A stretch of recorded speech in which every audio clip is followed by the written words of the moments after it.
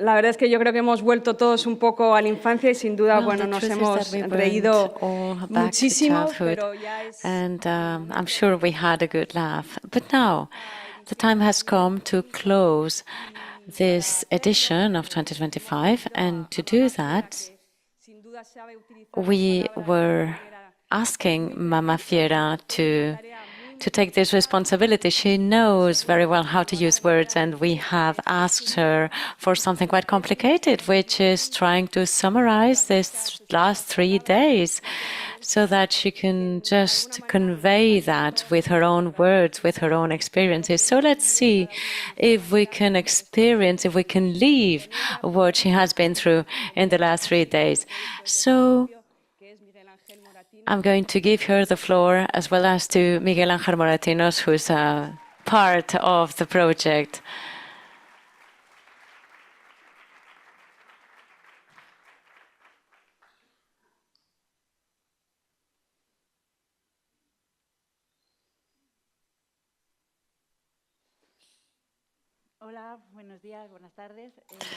So hello everybody. Good afternoon. Well, today it is a great honor to assume again this beautiful responsibility to share a little bit of everything that has been collected through this active listening hours that we have experienced. Voices. I am really marveled and I am delighted, and I feel very playful as well. So thank you very much, Sandra, for giving me this opportunity. And I just wanted to start saying that yesterday I was reviewing a little bit what had been said, and I was trying to say out loud what I wanted to say. But I remember stuttering a little bit and, not being able to say the words properly because I was so sensitive, my voice was stuttering really. So actually, my intention would have been to say all this at once, but actually I'm too sensitive for that and I may stutter a little bit. So it's just like children, when they touch things and when they feel that the time has come, sometimes they may feel very sensitive as well.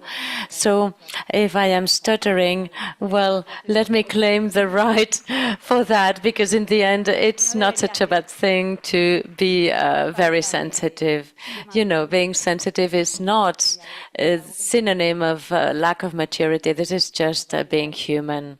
So having said that, let's get started.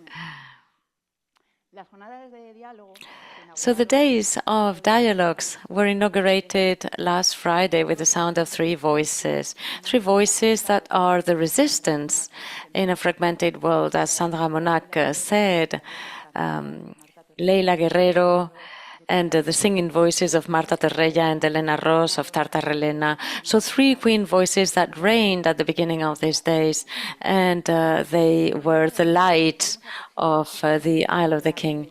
With Leila Guerrero, we were able to approach her invincible summer, the summer of childhood that exists forever. In her case, with a piece of junk in his grandmother's colonial house, we could imagine the world that we could imagine that she could alienate herself from the world to be able to fantasize. And as an adult, she needs to be devoid of herself in order to write. But she wrote already when she was a child, even though she couldn't write the words. It was through her stories, through her imagination, through the stories that she was told, especially by her grandmother. Because writing and playing occupy the same place in this house, as she used to say. She also told us that in the myth of Sisyphus, narrated by Camus, Sisyphus was stronger than the rock just at the pause, just before resuming the work of pushing the rock again. Leila explained us that she felt very happy in that space that is generated between finishing a text and starting a new one. This is a space to reconnect with the pleasure, with the impulse to write, the pleasure to write. Just as one plays in childhood for the pleasure of playing. She told us that she considers children's play as something threatened because of the adult intention to give utility to everything. Actually, it's true that the adult world can strengthen us or destroy us. She confessed as well that she wanted to reunite her collection of figurines with Jack chocolates, and if she could recover that collection, she would recover her entire childhood. The day ended with Tartarelena, who transported us on an acoustic journey, connecting us with ancient and modern times, with the sacred and the electronic, with the earth, the root, the voice of water. It's just a play that allows us to play right and wrong, and from a casual mistake may arise a new opportunity to create a fantasy. Yesterday, Saturday, started with a proposal of dialogue around the concept of lucidity, the need to have a lucid vision.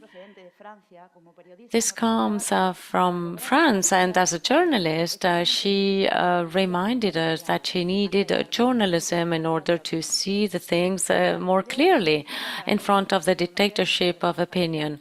Lucidity is necessary to recognize our responsibility about the monsters that we have created ourselves, the monsters that paralyze us. And the first lucidity is about recognizing this eagerness of domination that is very masculine, actually, this pretension of superiority, this impulse of colonialism that was generated hundreds of years ago in Europe and that justifies genocides with juridical acts. And after this lucidity, there's the hope of saying no and finding a yes behind this negation, as Camus used to say in The Rebel. Behind that negation starts, or that denial starts, an affirmation for justice. Patrick Chapatin, who's a caricaturistic and he's a Swiss editorial author, he reminded us that a regime that is built upon fear makes the powerful to fear the lucid look of satire. And sometimes this gives way to censorship, which is the most extreme way of censorship. But cartoons make us laugh because in the end, what is humor? The humor is what allows us to stand at that concept of the absurd of life, so typical from Camus. And actually, we heard that the freedom of expression is basic in a democracy that is more and more threatened by right-wing policies. And he would underline the importance of political satire today more than ever. And then there was another conversation to reflect upon culture as a space to generate new worlds. Paula Ortiz, who is a Spanish filmmaker, said that practicing understanding in a non-understandable world is an act of poetry.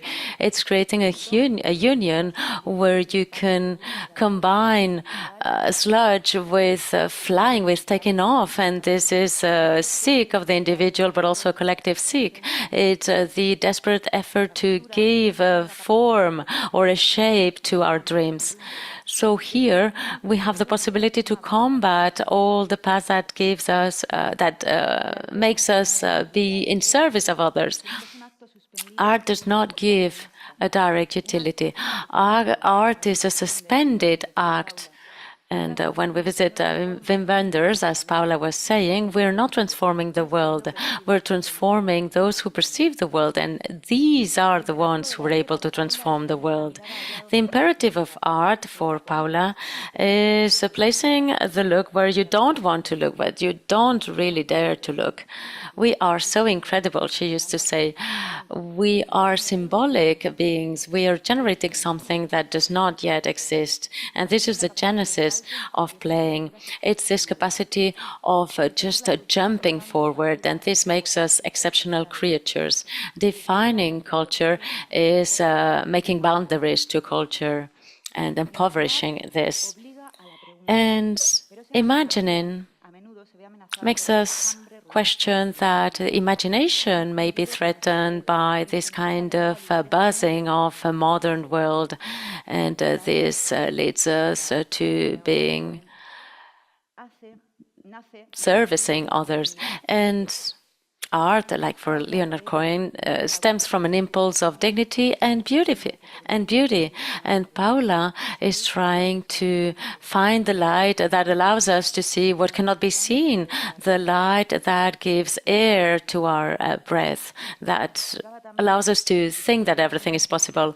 And she used to say as well that you suffer during the process. You suffer the temptations of the media so that the idea is conveyed as you were imagining that. So it's in that pause, in that struggle, like in the myth of Sisyphus by Camus, that you obtain that sparkle that gives sense to all the effort.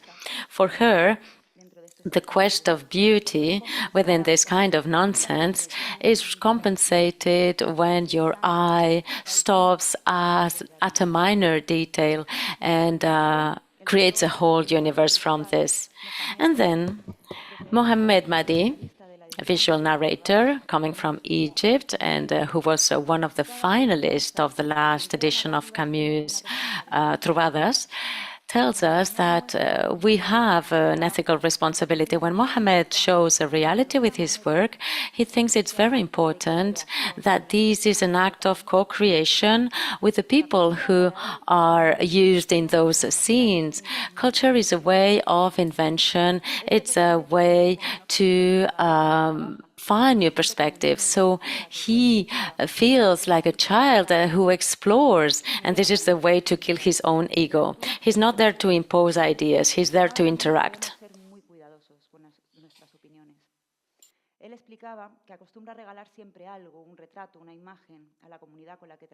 He explained that normally he works with he gives something to the community where he works, with whom he works with, as a thankful message, because the protagonists are the people in his portraits along his trajectory. This impulse, this momentum of witnessing this lack of equilibrium can generate changes towards fairness and justice. The narrator cannot show the totality of a reality because it depends on the framework of his camera. This is why his art, he says, depends on choosing the narrative. Mohammed concluded by saying that he understands art as a tool to generate memory, to show and making worth stories being told in this world. This is where the true possibility of change resides.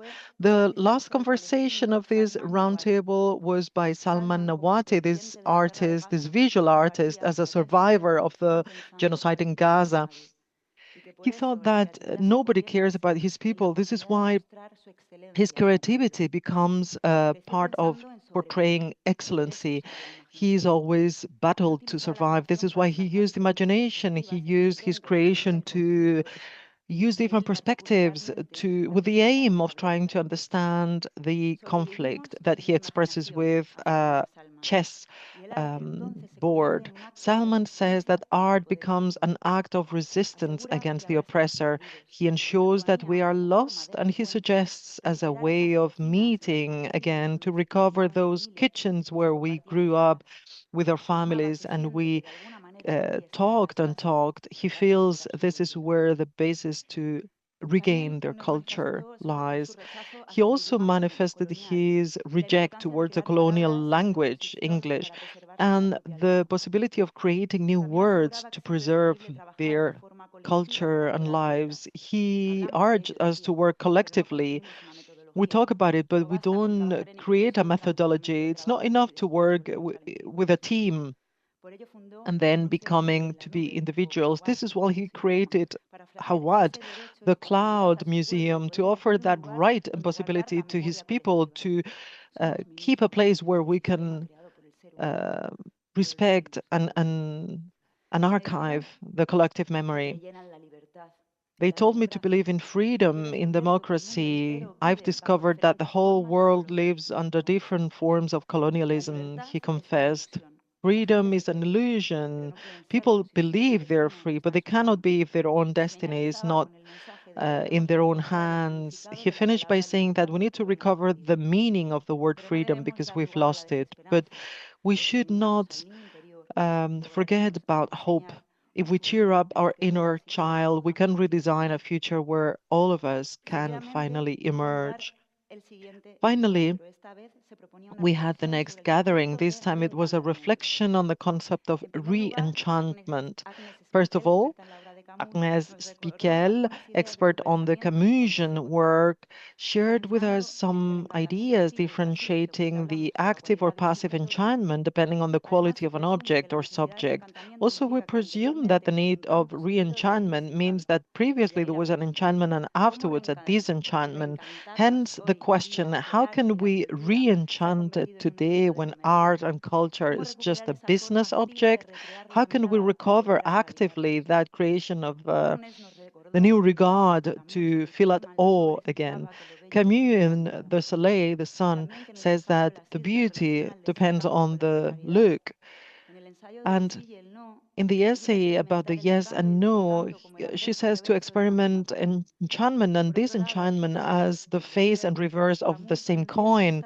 In the desert, Camus talks about this chosen solitude and this beauty as a re-enchantment. And in the islands, Camus shares this form of enchantment when the traveler arrives somewhere without knowing this is the destiny he was searching for. That summer, Agnès says, needs to be regenerated by finding beauty. This is why we can only be a true artist if we know the secret of re-enchantment. Afterwards, the cultural commentator Jorge Carrion and writer shared the difficulty that we find to re-enchant ourselves in this world under the suspicion of the AI menace growing. Jorge believes that it's impossible to go back to childhood because of biochemistry, so he suggests going back to adolescence because it's the closest bridge that approaches to childhood. He recognizes the creation of new worlds, relinking with the imagination that it was offered to him by the role games as an adolescent, inspiring afterwards his phase as a writer. Leo Fernández Porta recognized the need to allow himself the creative need far beyond the academic one. He sees writing as a lab exercise. He surprises himself with different creations every time and thus feeling re-enchanted again. Because if you can't re-enchant yourself with your own creation, how are you going to encourage your reader? Then we talked about the polyphony of game for the next roundtable, which began with intervention by Lucia Sesma, a linguist and philologist. Lucia reminded us that dialogue is the kindest way to relate to the other and that in language resides the possibility of creating our own individual identity and collective. Since the beginning of time, Neanderthal had an articulated language, and through the study of migration, we learn that the evolution of languages depends on different emotional impulses. Somehow, this defines time far beyond our surviving act. Language becomes a code that makes us human. We learn language as a game that becomes more and more complex. Our first sounds, she said, respond to the need of being fed and being loved. This is not out of chance that mama and papa are pronounced in many words, many languages, sorry. Mama, it's the open vowel by joining our lips. This need on and on again to be loved and fed. After the narration, lies begin to stimulate imagination or to provoke lying to others. In the word lies the possibility of existing, of creating different universes. We can join our universe by living, thanks to our jargon, leaving the others aside. We can create clandestine codes to survive. Whatever the case, word and identity is something that's always interwoven. And she concluded by saying that the language can relate, redeem, or condemn, but also to heal. Afterwards, Moritz Neumüller, an Austrian curator, invited us to reflect on truth and lies, by the representation of images, codes, or words. Representations can be true or false, but it seems that it's no longer important given the fact of growing AI. So this becomes a new instrument for creativity. He also shared with us his worry in front of how we are reducing our fingertip movements, losing the capacity to play and move with our whole body. But it's important to keep playing, to keep this creative spirit. We should not fear AI because our creativity goes always far beyond the algorithms. Our place is our secret weapon. We also could listen to Yinka Esi Great, an African descendant bailaora, a flamencan bailaora, who was born in the UK but who's living in Seville. She invited us for her, invisibility is fundamental in her work. She started saying that hide and seek can be a volunteer game, but also a way to study the invisibility gradients and even a mean to survival. The body sometimes perceives things that the rationale cannot understand. In the Puente de San Telmo bridge, when she went for her flamenco lessons, she understood afterwards that this is where commercial slavery routes were taking enslaved persons to the Americas. She also showed us an example of invisibility with the Lumière film, the first time that we can see an African bailaor who's been ignored by the collective regard. Things are there even when they are invisible. Afterwards, she said that in a Western world where the lie towards the visible is dominant, she loves some methodologies that help us understand our body, our perception through our skin to discover the power of the hidden and to improvise through the physical. This active listening of spaces and bodies can transform the way we relate with ourselves and with the other, she said. Afterwards, she suggested an exercise, since a very profound and simple exercise where all the audience became like a big lung to breathe in and out back to Mother Earth. And she made magic. It was a collective anchoring towards hope. She said that this honesty, this being conscious of our body, can be cultivated. We don't do it once. It's just the way we are in the world that will transform us. To conclude, she added that our body activity is an act of resistance, like the enslaved people danced because their body could not be dominated by their landlords. This is what we should also do. And the last suggestion yesterday was how to rediscover the spirit of childhood. Lena from Lebanon told us that she said that she always prefers to draw rather than to speak because cartoons and children's stories can be illustrated and speak for themselves. She also said that she understands that in her case, cartoons trespassing borders and playing with lines and colors, and afterwards working with other collectives, she used and created subversive narrations with the LGBT and women's fights. She also added that humor often resides in the confusion of trilingual concept. She said that it's difficult to manage this feeling of feeling a foreigner. She's not a German like my mom, but I don't look Arab anymore. She explained this feeling connecting with the feeling of Arab people living in France.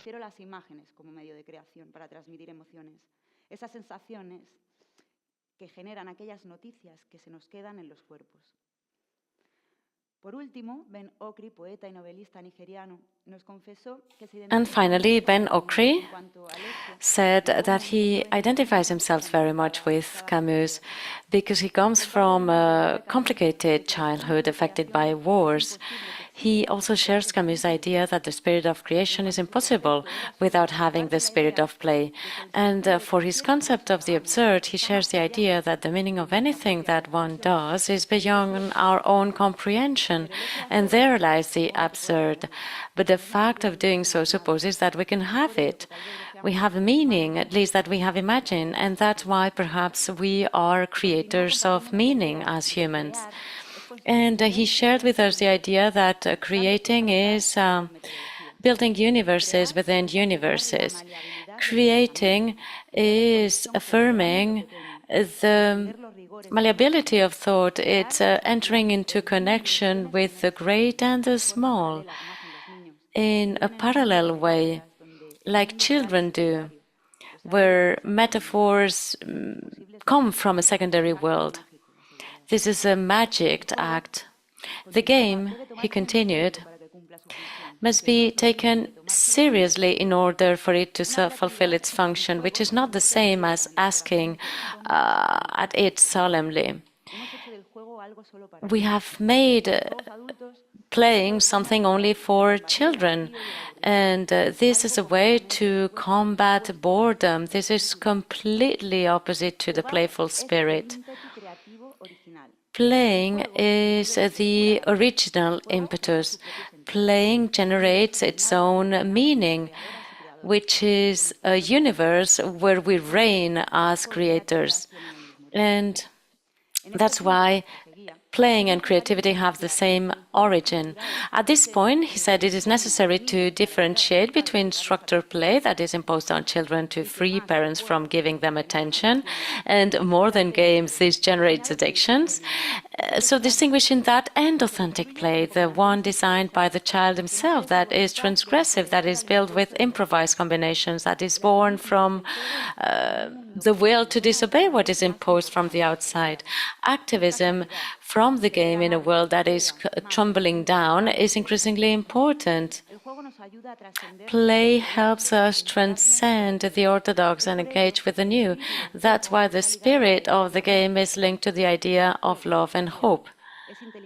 Play is amplified intelligence touched by the infinite. Finally, to end yesterday's day, we had the opportunity to enjoy the music of Germán Díaz and Benjamin Otero, two Galician musicians who said that they did not have the need to return to childhood because they never left childhood. And this is what they showed us. They were showing us melodies that transported us to a world of dreams and legends through instruments and sound toys that undoubtedly invited us to return to childhood. Today, we started with a proposal for dialogue about this possibility of establishing this invisible summer within us. And Porto, a great connoisseur of the Camusian thought, has reminded us how Camus had transmitted his vision through the recreation of images, describing summers in Algeria as that taste for filling the golden juice of the world. In his exile, he expressed his desire to return to roots, to that invincible summer, that is not an evocation driven by nostalgia, but rather a memory that aims to rediscover its vivacity. It's a summer in the middle of winter. It's the light in the middle of darkness. It's an invincible summer that invites us to freshness, beauty, and memory, assuming the tension of the environment that surrounds it. To conclude, Anne shared that Camus said that if he had to write a book of ethics, in the last page he would write, "I only know one duty, to love." And then Kauter Adini, an Algerian writer and screenwriter, told us that she identifies with Camus' struggle to find the happiness that is his Sisyphus process, that state of bliss. Finding that invincible summer is a deep joy and not a frivolous one. And she says that in a colloquium at the University of Algeria in 2007, he felt that enthusiasm for deciphering the world into its versions from these ideas of Camus. She considers that Camus' writings are very important because they favor bridges in order to set a dialogue between France and Algiers. And she says that it's important to clarify the truth. And something else connects her with Camus, and it's related to the publication of his new book, The Enemy Joy, where she describes the difficulties of her childhood affected by war and by the fears of overprotecting by her mother. and she preserved some recorded images by his father that she digitized not so long ago, and everything in those images reminds her of childhood, but also of joy. So this must have been her invincible summer. And then, through the idea that creating is living twice, Cristina de Midel tells us how she narrates things. She uses different experiences with press photography, and she discovered that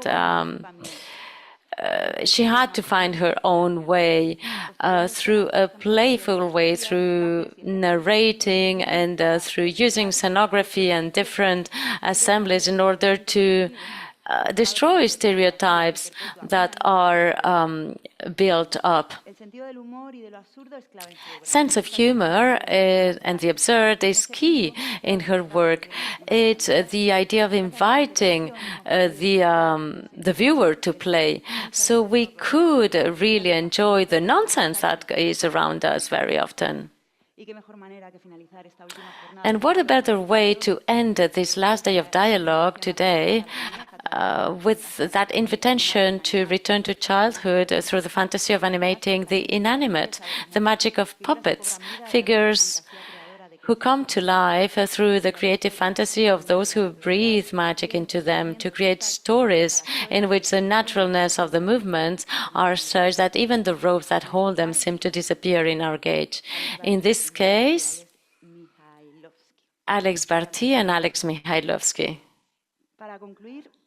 So to conclude, after collecting this great wealth of inspiring ideas, I would like to try to unify everything shared, all the voices that we were and that we are in a single voice, the one that reconnects us to hope. Because if we scratch the shell, if we shake off the fears accumulated in the form of armored armor, in the face of our own fear of existing in this stumbling world, if we surrender to our own cracks to discover those yes behind the nose, if we stop being afraid to look inside, and if we give ourselves to dialogue with ourselves, I am sure that if we believe at times that maybe something is gone, the voice of that girl, that boy, that child that we were once is still well lit.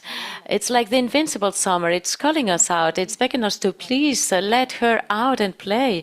Give that voice the permission to meet other voices with which to create polyphonies and new worlds, with which to re-enchant ourselves, ordered in other ways, more just, more supportive, so that we can be delighted as our only act of rebellion in the face of this nonsense that contains us.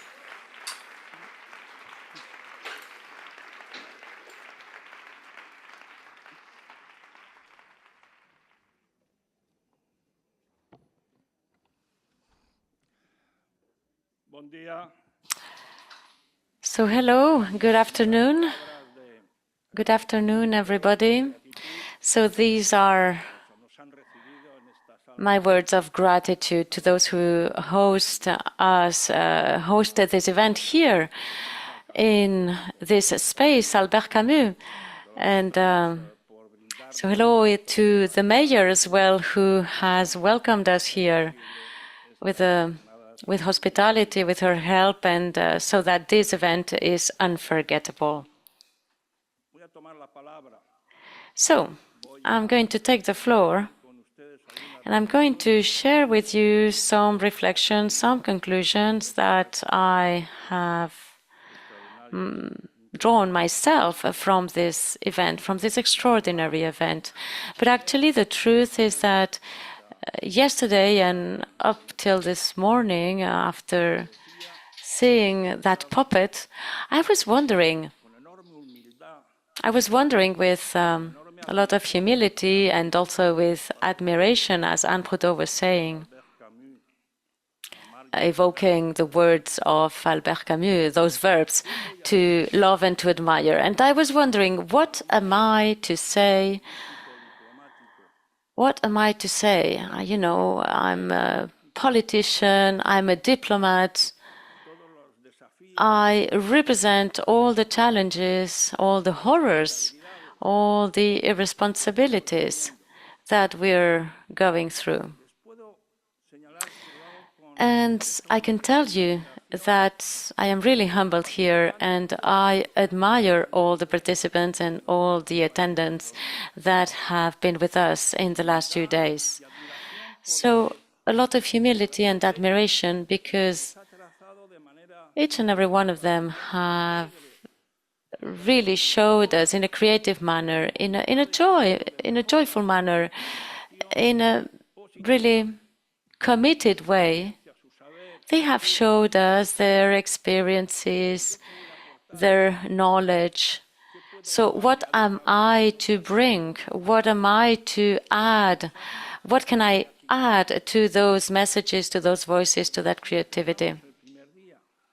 So this is how we started on day 1 in the Isla del Rey, which is a magnificent place, that magical space. It was magical, the sea, the island, and the voice of Leila with that accent. And she traced, and she did that in a natural way. I mean, that was her message. She had prepared that. And then, so she traced something, but it was just the beginning of those 2 coming days, and you will see that all the participants were following that line that she wanted to convey to us. So what can I bring? Really, I do not know, but I would like to convey what I got from all of this, from a personal, from a professional, from a political point of view, if you want. So what have I got after these 2 days? Leila said that play was a metaphor. And it is a metaphor. And today, we're here, as Sandra Monac was saying, in the 5th edition of this gathering, of this Albert Camus Trobades. So we're talking about 5 editions plus all the awards, which is in the end 9 years trying to bring critical thoughts and critical insights in order to assume a responsibility. So if we see all the path that we have covered during the 5 editions, those 5 conferences, you will see that there has always been a meaning. And we started with the return to Ithaca the first year. So we wanted to bring Camus to its origins, to his grandmother that fled because of hunger to Algeria. And then we come to the 2nd edition with the rebel. So we want to revolt, we want to rebel, and Camus, la juste mesure, the right measure, and in a constructive way. And then the 3rd edition was about dialogue. Dialogue that is the essential instrument, the vital instrument, so that we can understand each other. And during the 4th edition, we were looking for new worlds in front of the injustice and the horrors that we were contemplating in the international community. And now, this time, the organizers surprised us and they said, let's play. Let's play. So I don't know if it was the case for you, but for me, well, I was really surprised. And only today I understood how this concept, how choosing this concept really fits. I mean, the fact of choosing play, let's rationalize this. Why talking about playing when everything, I mean, we're all surrounded by problems, by suffering, by destruction, by desperation. And here I find an anchor, because we want to break up with the society of fear, the society that really eliminates our capacity to be to be naive and to become surprised by the beauty and to be able to express our feelings. And today's society, the 21st century society, is and should be a happy world. But we are imposed a war, destruction, suffering, the disappearance of citizens, artificial intelligence with the manipulation of everybody. And security, it's all about security today and about being protected. And the personal kit for protection and for the survival kit. So, you know, there have been lots of survival kits to be offered in the last days. But here I found the meaning of this meeting. And following Leila's main idea in her quest of battling three horrors, I'll hope to remember them. One is the change towards incapacity, secondly, chaos, and third, the void. But in the world, there's no void, there's chaos, there's fear. In a lack of humanity, we don't care anymore. Wars continue.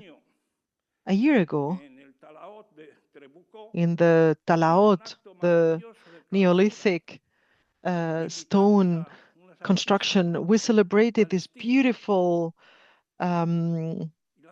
event to close and complete the edition, and they shouted out loud towards the end of the conflict in Palestine.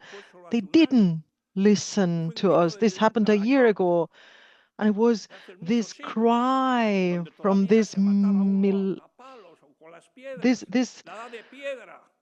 prehistoric, amazing monument back in the Stone Age. But we are still in a Stone Age politically because we don't know how to solve issues through violence, through war. This is why one of my latest initiatives is a cry for peace, the respect of international law and the implementation of peace.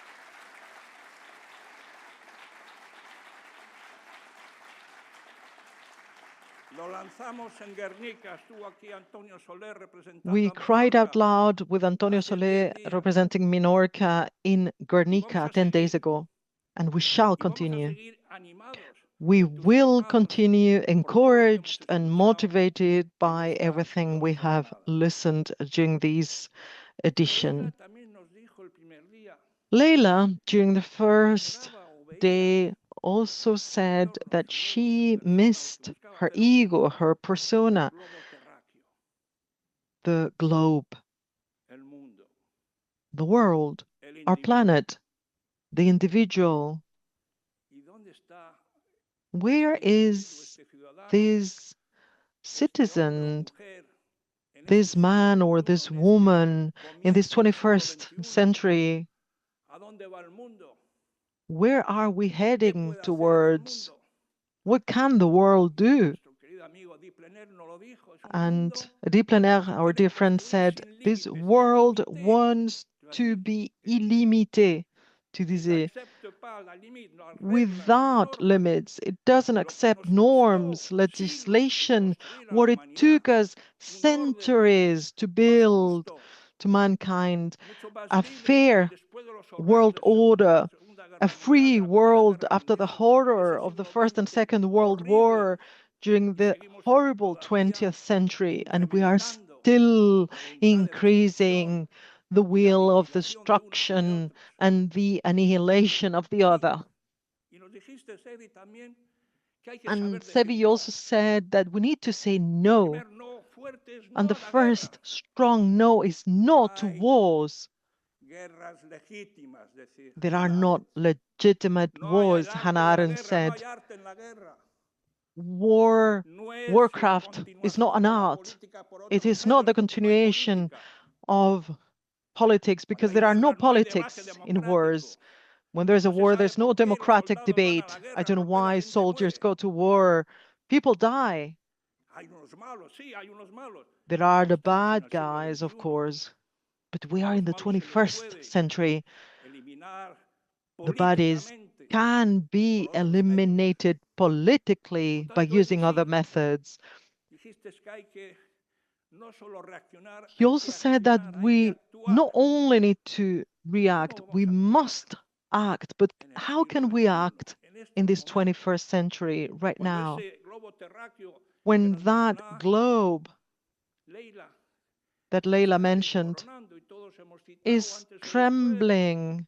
We've all mentioned before the Nobel laureate Camus, when he received it, and he said that their generation should not be effaced or destroyed. And it is being destroyed right in front of our eyes. It is being eroded, crumbling down. But it is our citizens' commitment. And I would add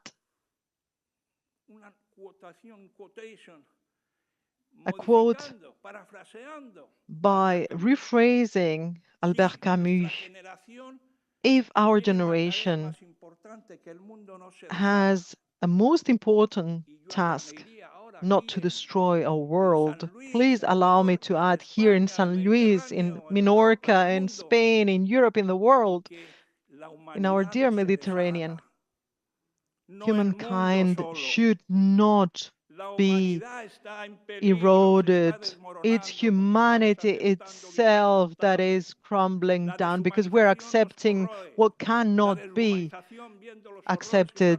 This lack of humanity, by witnessing the horrors without a mobilization, is not acceptable. This is why we should have the hope, the strength through play, but a positive play. I am the very first one who likes playing, but I don't like war games. I still remember as a child playing with little military boats. You know, B1 sunk. How many ships, warships have I sunk? I don't want my little grandchild to bomb ships. I want her to enjoy ingenuity, what's unexpected, to fight a little bit from, but not never with the mentality of this negative sci-fi, all these war games. What the heck? We can't smoke a cigar outdoors, but they allow children to play war games. No war games, sorry. No war games. Stop letting our kids play with war games. My dear friends, let me conclude by saying that today we shall leave this cultural center committed again to defend what is truly essential in our lives. Horace said, Carpe diem, of course, we need to enjoy the present time. Let's enjoy, let's be happy. Carpe diem, of course. Some other classics, or La Mesure in the Delphos Oracle, everything with let's be measured, let's be contained in our enthusiasm and joy. And philosopher, my friend from Cordoba, as a representative of Cordoba, Seneca said, there are no good or bad winds if you know the right port. And this is the question. There are wailings of sirens, all these illusions that want to attract us towards those stormy waters of artificial intelligence and algorithms. It's opaque. It's not democratic. Who is defining these algorithms? Have you wondered? Do we know how they are programmed, these algorithms? But all of us are surprised. Oh, an algorithm. Well, that's fine. But I want to know, let's add games and plays. Let's add cheer up, joy, laughter in the algorithms so that we all go directly towards a world in peace, in our lives, with our families, in our nations, internationally. And along this path, Camus, I believe, who stated a wonderful sentence: the only battle that is worth battling is the war of peace. Thank you very much.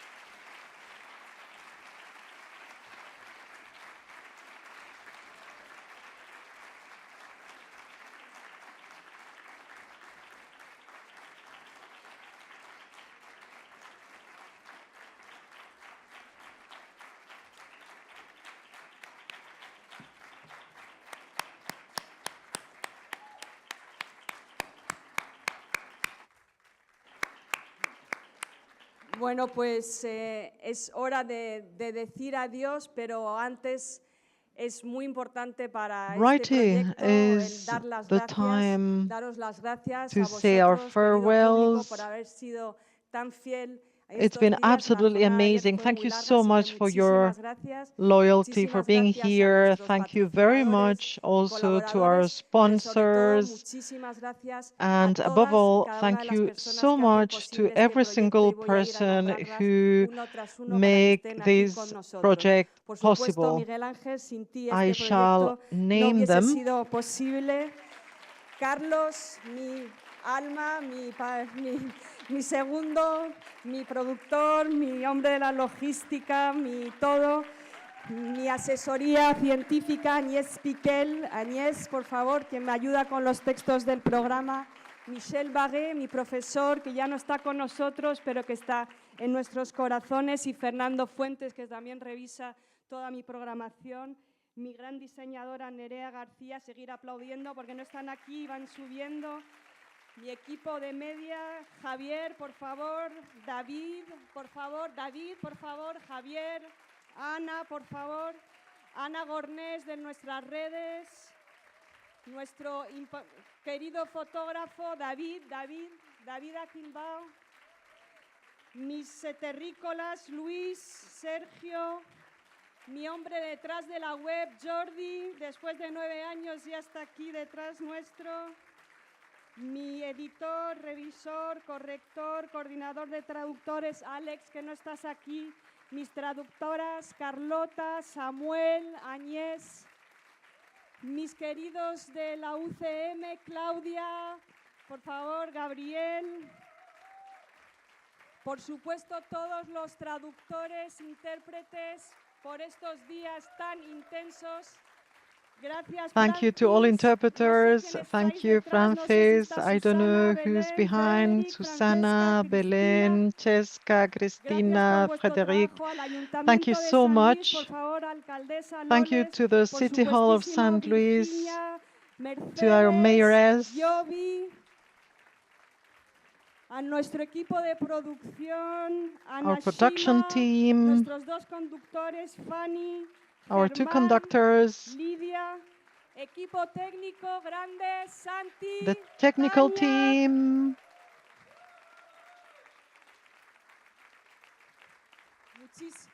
por favor, Susana, nuestra librera, our bookkeeper, Susana. Muchísimas gracias de verdad a todos vosotros. Thank you so much. Thank you.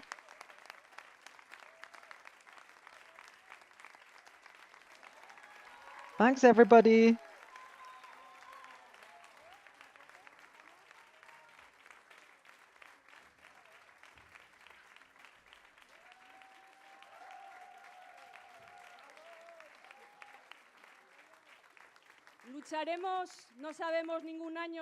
We shall fight.